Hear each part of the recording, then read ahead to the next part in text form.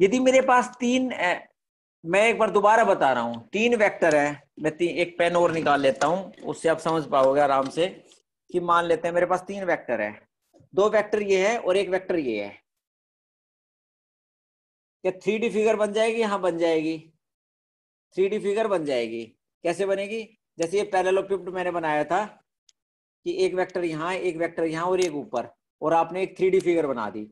ये 3 वेक्टर ऐसे हैं, एक यहाँ, 2 इस पेपर में और एक ऊपर है, तो 3D फिगर आराम से बन जाएगी।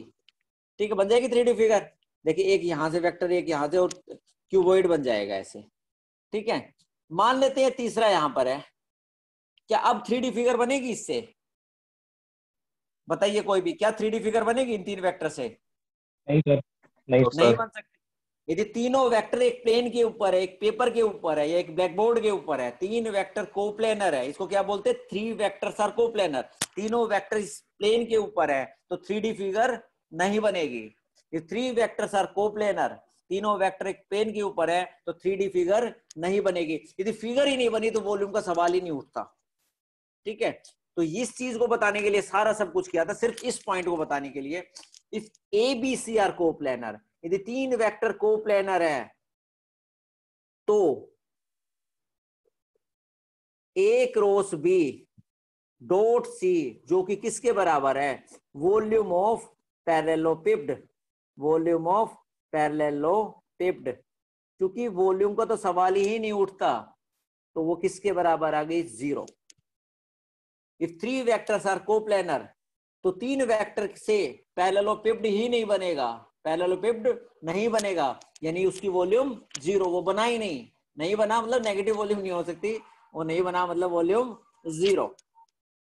क्यों? क्योंकि हाइट कितनी होगी? 0। हाइट कितनी होगी? 0।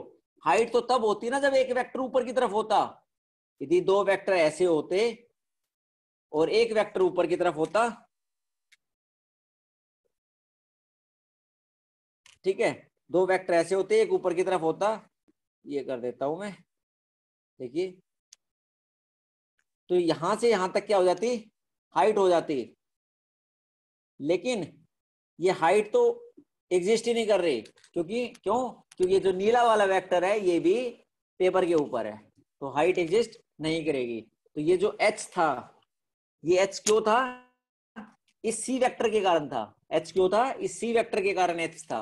अब वो चूंकि एच है ही नहीं, तो सी वेक्टर भी कहाँ है? प्लेन के ऊपर, तो वॉल्यूम कितनी होगी? 0। तो आपने एक बहुत इंपॉर्टेंट रिजल्ट निकाला है, इफ 3 वेक्टर्स आर कोप्लेनर तो A cross B dot C is 0। बस इसका ध्यान रखना है, ये आपको ध्यान आ गया तो मामला खत्म। If A B C are coplanar A cross B dot C is 0, यानी कि if A B C are coplanar तो A1 A2 A3 B1 B2 B3 C1 C2 C3 is equal to 0। बस ये काम, ये चीज आपको ध्यान आ गई तो मामला खत्म। If A B C are coplanar then determinant of A1 A2 A3 B1 B2 B3 C1 C2 C3 is 0। ठीक है बेटा, आज के लिए सिर्फ इतना ही करते हैं। सिर्फ यही पॉइंट मुझे बताना था, क्योंकि जब मैं आगे क्वेश्चन कराऊंगा आपके प्लेन के, तो उस दौरान ये यूज होगा। ठीक है, तो उस टाइम आपको दोबारा नहीं बताऊंगा, इसलिए मैंने अभी बता दिया। आपके सिलेबस से वैसे रिमूव कर दिया गया है ये टॉपिक, लेकिन ये यूज होगा तो मैंने आपको दोबारा बता दिया।